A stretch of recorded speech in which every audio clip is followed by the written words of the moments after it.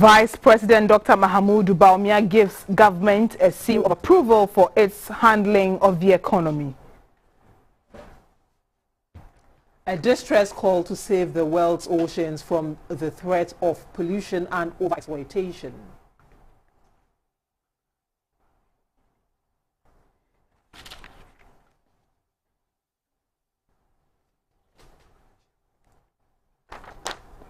Stay of GBC lands as Tamale High Court grants an order of injunction against Satyana of Gumbi Hini in Tamale and anyone working under his authority from carrying out any activity on GBC's property in Tamale. And Burkina Faso's former president Roch-Kabore released from house arrest.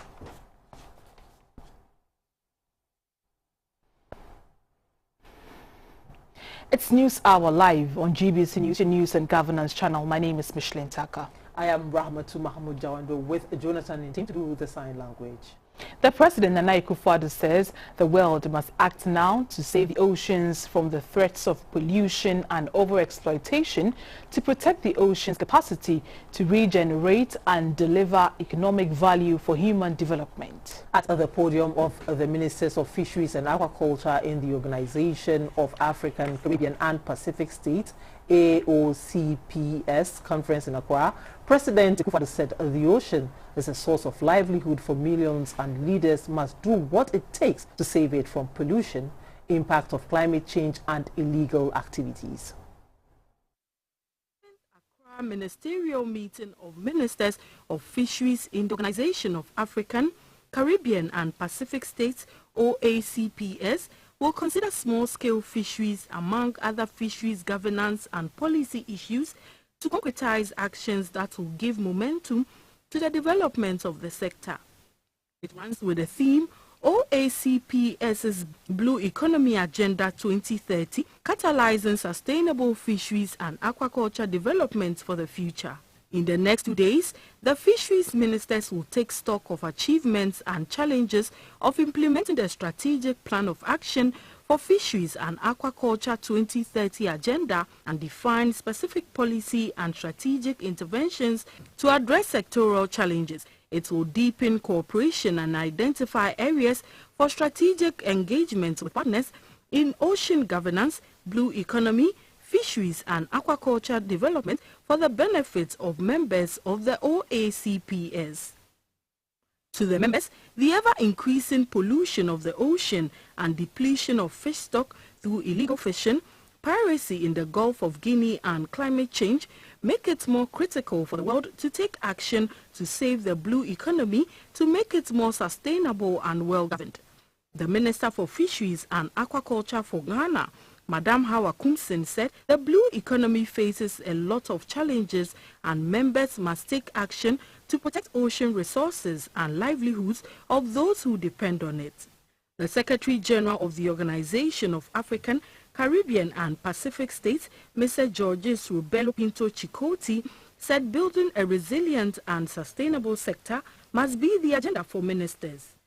President Akufo-Addo called for an all-hands-on-deck approach from everyone to protect the blue economy from further pollution. Ghana shares in the vision of a new plastics economy and will sign onto the initiative. One other matter that poses an even greater existential threat to our oceans is climate change. Its impact on our oceans is alarming. The gradual warming of our oceans and increasing acidification and their effects on the marine environment and resources needs to be addressed through the speedy implementation of the Paris Agreement on Climate Change, which many member states have signed and ratified, including Ghana, and which represents the blueprint for global action to reverse this trend. President Akufo-Addo challenged the fisheries ministers to use the conference to draw drastic measures to help reverse the current decline of the ocean.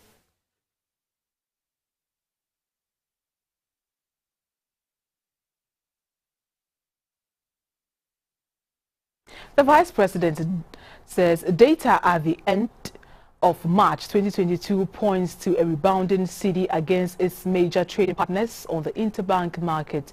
Dr. Baumia says the sharp increases in the depreciation of the cedi from the beginning of 2022 was as a result of the uncertainty surrounding the government's projected revenue targets in the 2022 budget statement and other external factors that prevented Ghana from going to the bond market. He, however, said due to carefully implemented policies, the cedi will pick up soon against its trading partners.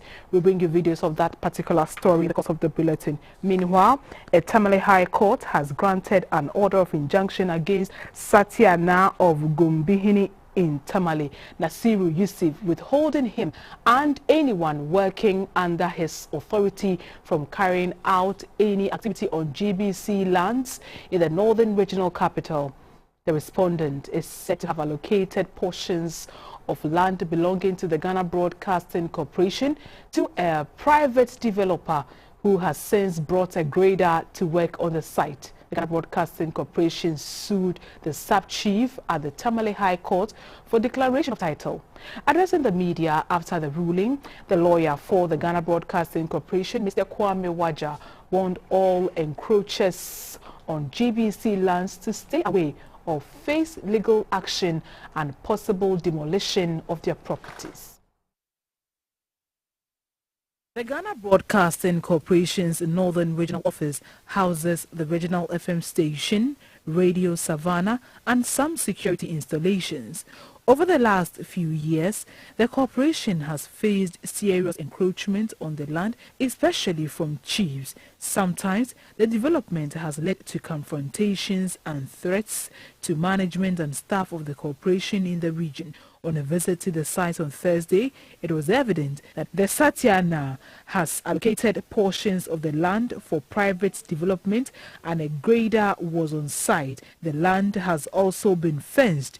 Addressing the media, the corporate lawyer of GBC, Mr. Kwame Waja, said lands belonging to the corporation are under serious encroachment, but emphasized that these are state lands which GBC will use every legal means to protect. For some time now, GBC's land has been under serious threat of encroachment. And thankfully, this morning, the High Court in Tamale granted an order of injunction against Satya Na, who operates under the Gumbihini scheme. What this implies is that nobody would have the authority, whoever he is, to tamper with GBC's land until the matter of ownership is determined. And when we're talking about ownership, it's not as though GBC is contesting this ownership with anybody. What it is that some people have, as it were, put themselves in the position to argue that this land was given to GBC or the government by the scheme. And so several years after, they had the right to come and encroach, rent them out, etc., etc. Mr. Waja warned companies, individuals or groups not to deal with chiefs encroaching on GBC lands as the corporation will legally enforce its authority. People living in coastal communities in the Greater Accra, Volta and Western regions are still counting their losses following the tidal waves disaster that hit them on Sunday, April 3rd. The disaster that has rendered more than 4,000 persons homeless, destroyed school buildings, among others, has attracted the attention of the National Disaster Management Organization, NADMO. Earlier, we spoke with NADMO's Director of Communication, Mr. Dodisi, about the fate of the displaced people as well as other related issues. Yeah, NADMO, our reports that we take, we also make two major recommendations. Either we relocate the people from the area or we construct the sea defense protection walls. And the people seem to be interested in the sea defense protection wall, especially those of the Sigi area. The Shama people, when my Director General went there 2 days ago, have now agreed on the relocation. Initially, that was the proposal made to them many years ago, and they objected vehemently to it.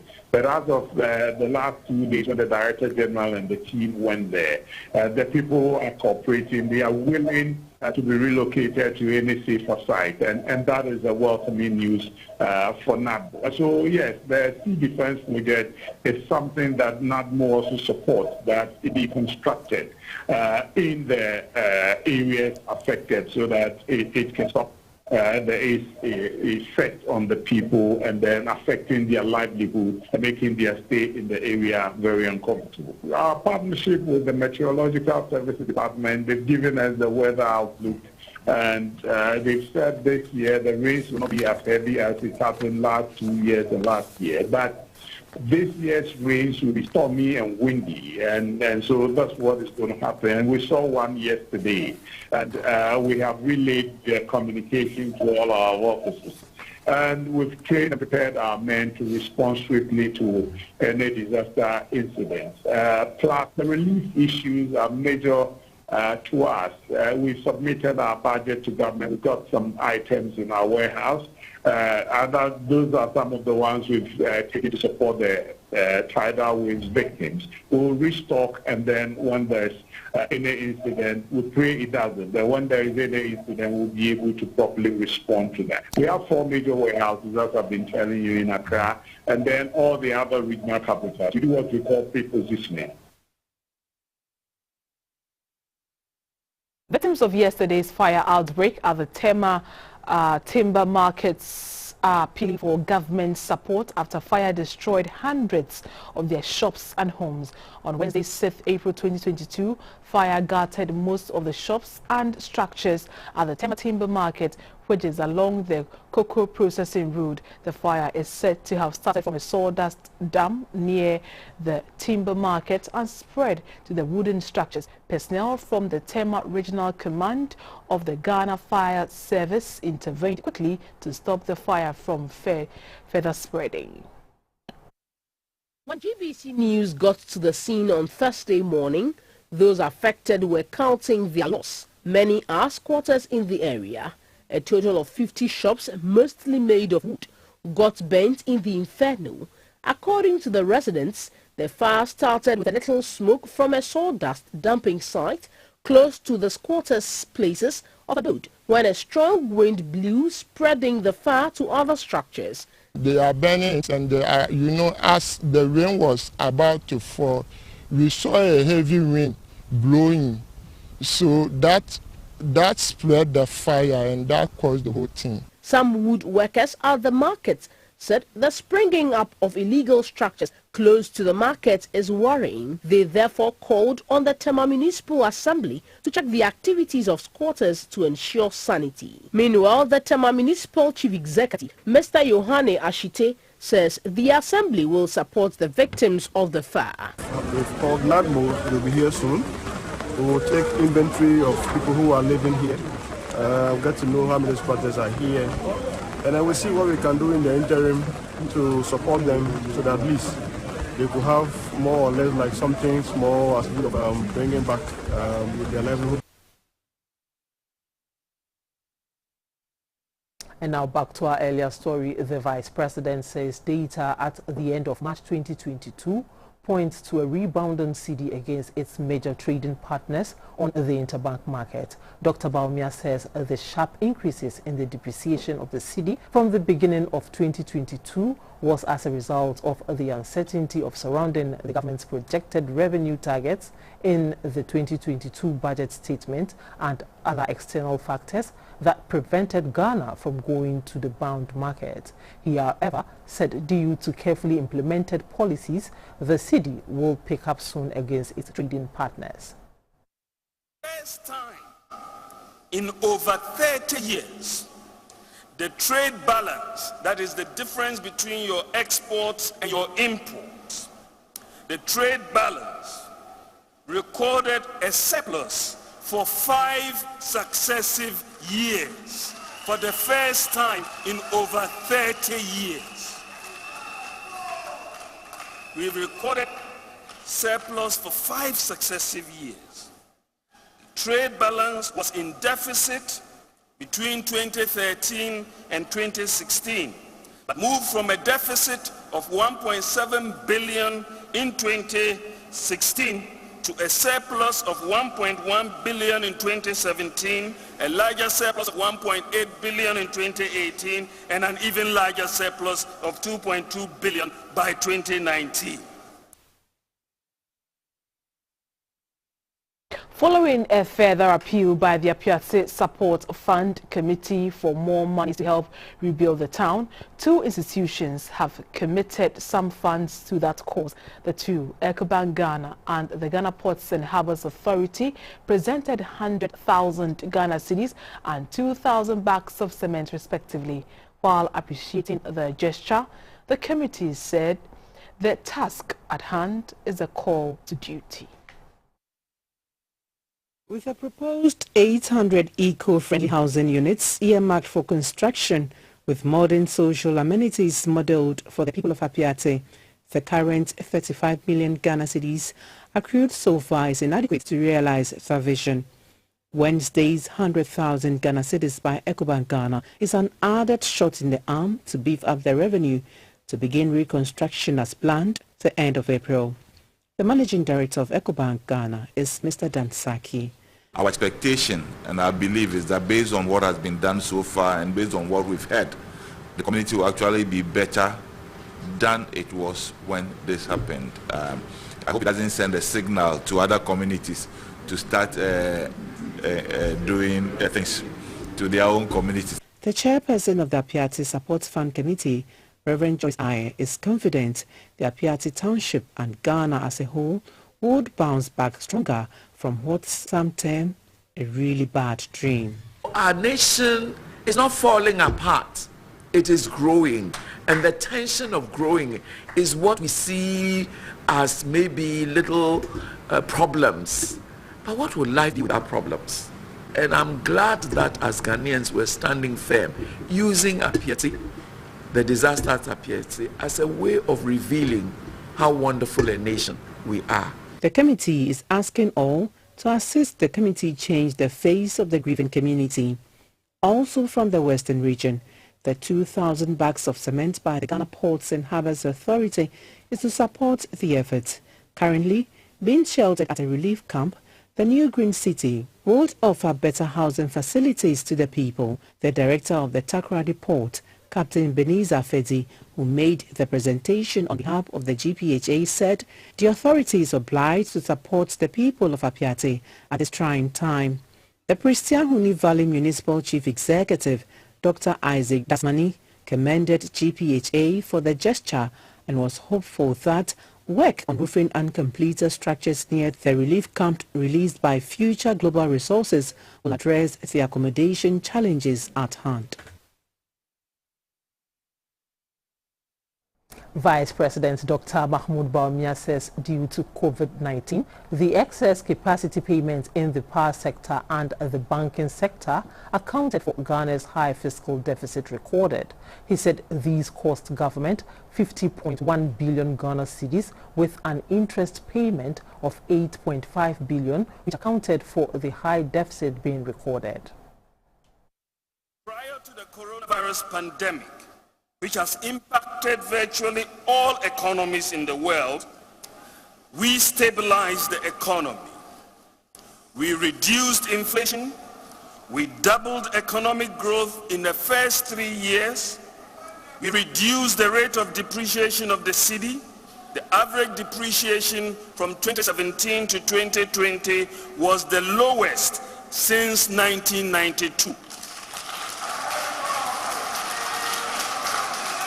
We reduced the fiscal deficit, we improved the external payments position, reduced interest rates in line with declining inflation expectations, and we cleaned up the mess in the financial sector that we inherited.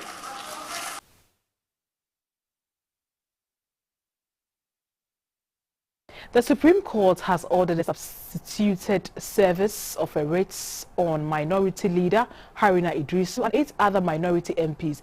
The applicant, Mr. Kwame Bafo, alias Abronya DC, filed the application at a Supreme Court in 2001, seeking an interpretation of Article 98 of the 1992 Constitution, which prohibits members of Parliament from holding any other office of profit or emolument, be it private or public, and whether directly or indirectly, unless permitted by the Speaker.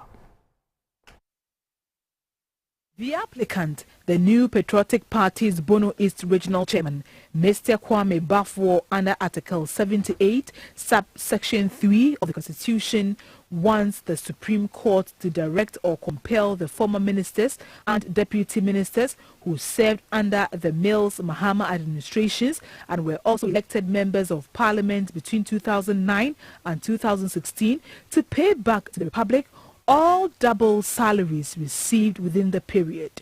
The affected MPs are the Minority Leader Haruna Idrisu, Alassane Azong, Fifi Fiavikwete, Eric Opoku, Abdul Rashid Hassan Pelpo, Emmanuel Amakofi Bois, Edwin Neal and Vanderpoy, Mr. Mark Owen Woyongo, Comfort Gansa, and Aquinas Tevia Kwansa.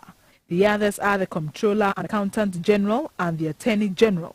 According to Mr. Seth Japonowari, lawyer for the applicant, 9 out of the 12 defendants in the case with the writ invoking the original jurisdiction of the court and the applicant's statement of claims had become difficult. He then pleaded with the court to allow them to serve the processes through substituted service. The sole judge presiding over the matter, Justice Clemens Honyenuga, granting the application, said good and substantial reasons have been urged for the grant of the application. He ordered that copies of the writ invoking the original jurisdiction of the Supreme Court and statement of claims be posted on the notice boards of the Supreme Court, Parliament and the High Court at the Law Court Complex, and for the same to also be published in the Daily Guide and Daily Graphic newspapers. The publication are to last for 14 days, beginning from the first day of their posting. It is a popular food in Ghana, but kokonte may not be everyone's favorite. This nutritive food with adequate amounts of protein and little fat has a following. How it came to have many nicknames is anybody's guess. Whether you call it lapiwa, face the wall, cold sweat, blackpool, okbolacha, abeti, or jiji, all members of the association get the hint. It is claimed that many Ghanaians survived the famine days of 1983 by the grace of kokonte. As part of our Chopology series, we take you on a mouth-watering ride into the world of lapiwa. Kokonte is eaten by various ethnic groups in Ghana, such as the Akans, Gans, and the Hausa-speaking people. But it is a dish that has found favor with the Dang maize. There is a joke that you can take anything away from the dangme, but not kokonte. When served with granite soup or palm nut soup, the presentation looks very tempting and mouth-watering. This dish has the advantage of being less heavy for the stomach. In terms of preservation, kokonte lasts longer compared to fufu. It takes less time to prepare compared to fufu and banku. The base ingredient is cassava flour. First, you put the water to the boil. Then, the cassava flour is poured into it in bits while stirring with a ladle. When the right consistency is achieved, a little bit of strength is needed to smoothen out all unwanted lumps. In terms of patronage, kokonte is in competition with other local dishes like fufu, banku and omutu. The kokonte powder produced nowadays is just like fufu. So even fufu lovers settle for kokonte anytime they do not get their favorite meal to buy. Producers of kokonte powder process it using different techniques for drying the cassava, which makes the kokonte look like fufu after it is prepared. Because of its character, kokonte offers a strategic bridge between banku and fufu. Its nutritional value is almost at par with its carbohydrate counterparts. Kokonte is the least expensive meal to prepare for the family in Ghana. In an economy where the cost of food is above the average family budget, kokonte can be a savior. Because it is derived from recycled cassava, some people look down on kokonte. This is why some lovers of the meal who buy it in town like to face the wall while eating to conceal their identity. And this is how kokonte earned the nickname Face the Wall. In recent times, however, its popularity has grown in leaps and bounds. A lot of people love kokonte. It sells fast. People patronize kokonte a lot. Those who patronize it believe it has received a raw deal. To them, the dish deserves more credit than it currently receives because it actually is finger-licking good. Lapiwa, Gigi, all the way. Viewers, I can bet on my last penny. Michelin's mouth was watering. Michelin, tell us how you enjoy your potato. Well, I best enjoy it with granite soup and a slice of okra. Wow. Take us on a break, Hajia. We'll be back shortly after this break with business and the energy segment. Stay on.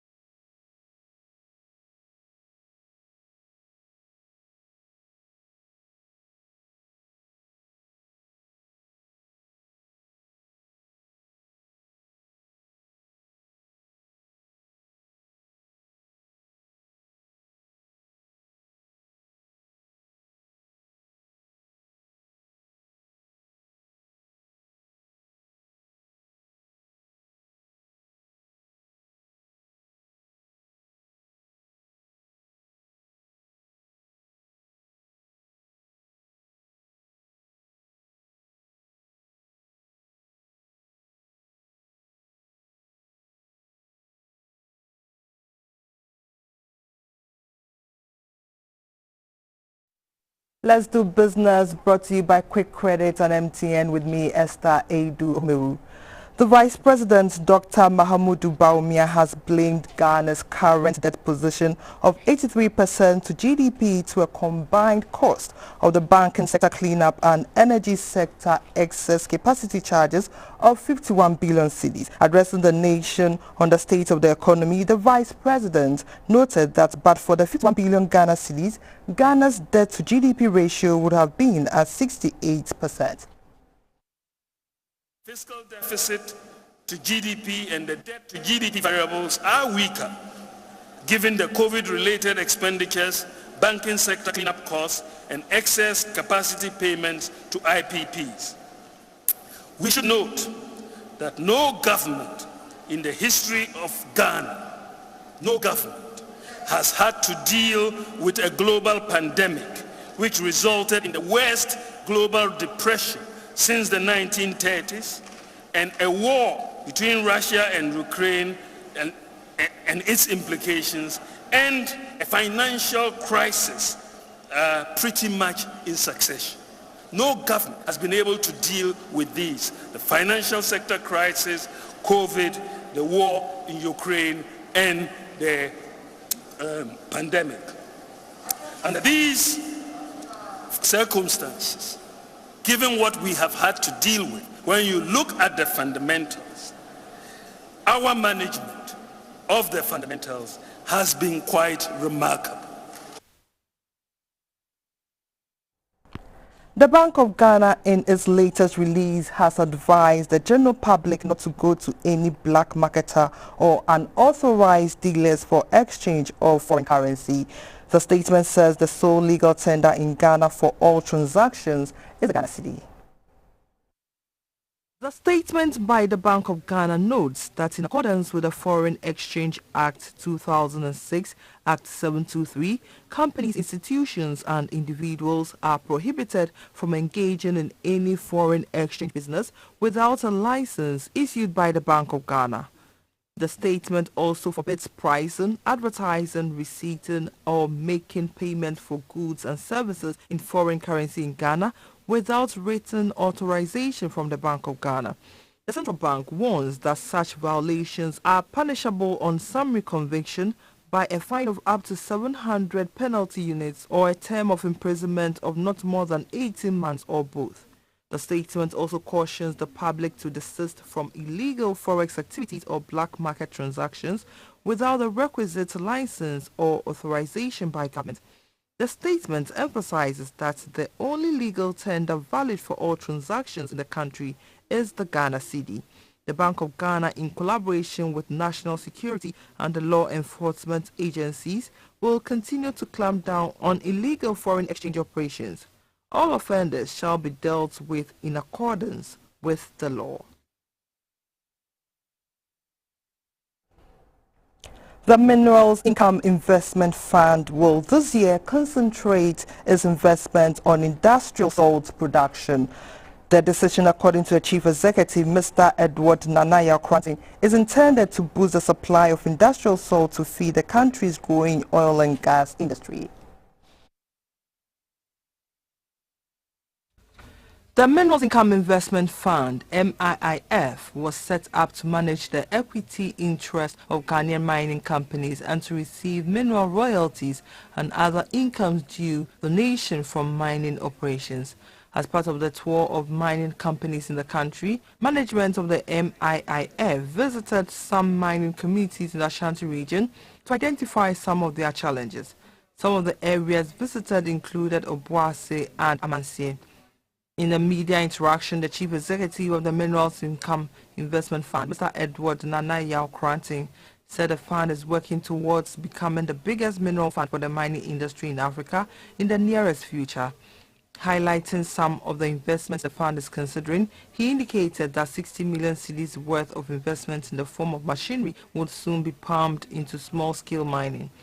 This is to help develop the sector into mid-tier, fully owned Ghanaian mining companies.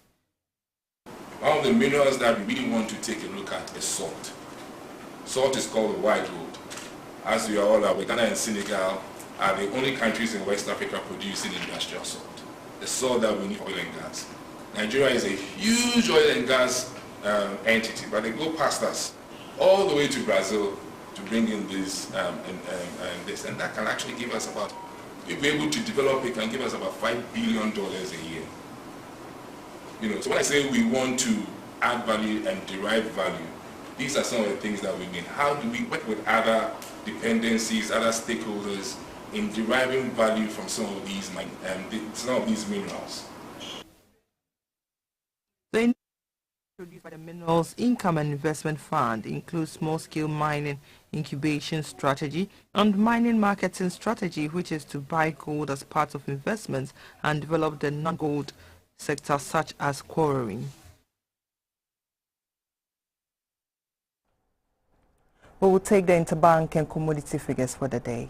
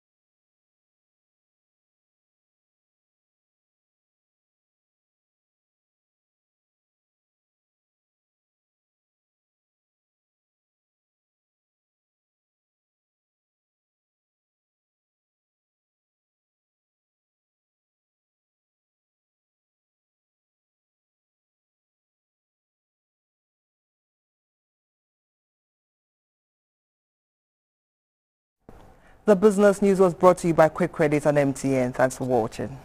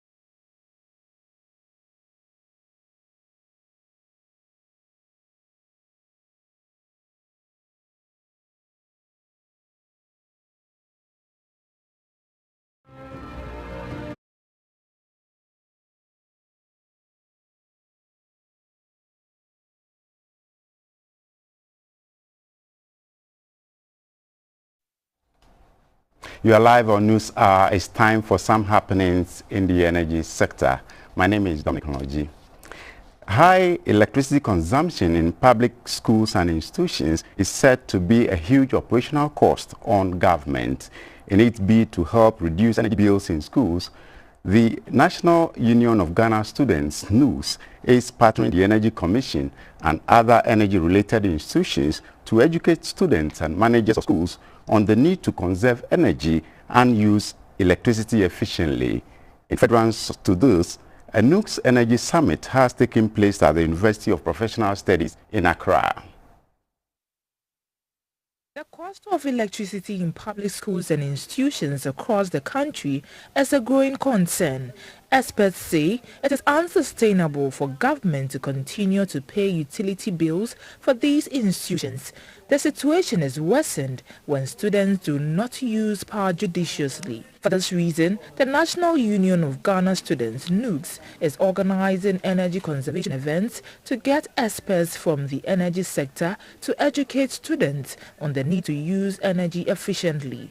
Head of Public Affairs at the Ghana Energy Commission, Madame Ethel Mensah, said energy must always be used wisely. In this particular program, we are partnering with the National Union of Ghana Students we are hoping the students will walk away with the concept of the energy efficiency, energy conservation nexus, which is a demand and supply mechanism. So the efficiency aspect is for governments and regulators to ensure that there are energy efficient appliances on the market, and for consumers to develop the attitude of conservation. Mr. Bernardo Wusudankwa manages projects at the Electricity Company of Ghana. I'll be speaking to the students to be able to know the need to efficiently use power, be responsible citizens, and even report power theft, so that ECG we can resolve some of these challenges and reduce and be proactive enough to reduce the number of outages we have on our network. Senior Mechanical Engineer at VRA, Mr. Kofi Jechi Adakwa, also highlighted the importance of saving energy. I expect the students to learn about conserving energy, the techniques in conserving energy, not just the students, but also the management of the university, and also its impact. So people can take a decision, an informed decision on the appliances they buy, how they power their houses, how they power their institution, in this case UPSA, and the opportunities out there to reduce energy consumption and then cost of electricity. Nooks hopes the engagement will lead to a drastic reduction in overall energy consumption by students and the public institutions. A National Energy Transition Plan Forum has taken place in Wa, the Upper West Regional Capital, with the call on Ghanaians to avoid practices that promote climate change. They were encouraged to embrace renewable forms of energy as the world transits from fossil fuel-based energy to clean energy. Government is to develop a national energy transition plan to enable it to do away with sources of energy that emit carbon. This has become necessary in view of the decision by Europe to move away from all sources of energy that emit carbon. The National Energy Transition Plan will look at more environmentally friendly sources of energy such as solar and wind to transition from the use of fossil fuels such as petrol, diesel and kerosene, which emit a lot of carbon. At a forum to solicit views for the formulation of a comprehensive national energy transition plan, the Upper West Regional Minister, Dr. Hafiz bin Sali, said many communities in the region are still without electricity, which hinders their development. In the Upper West region, we have 635 communities that are yearning to be connected to the national grid, and therefore using this opportunity to appeal to you to work closely with our assemblies so that these communities are connected to the national grid. The Deputy Minister for Energy, Dr. Mohammed Amin, who is also the chairman of the National Energy Transition Plan, said Ghana is seriously under the threat of drought and floods due to carbon emissions, which have contributed to climate change. There are top 5 substations in Ghana. If we have floods affect each of them, we will not be able to transmit power to 3.9 million Ghanaians. Deputy Minister for Transport Alhassan Tampoli said the National Energy Transition Plan has become necessary as more countries embrace the use of electronic vehicles. We now bring you some data on national power generation, Ghana's power export figures, and the water level in Yakosombo and Bui dams.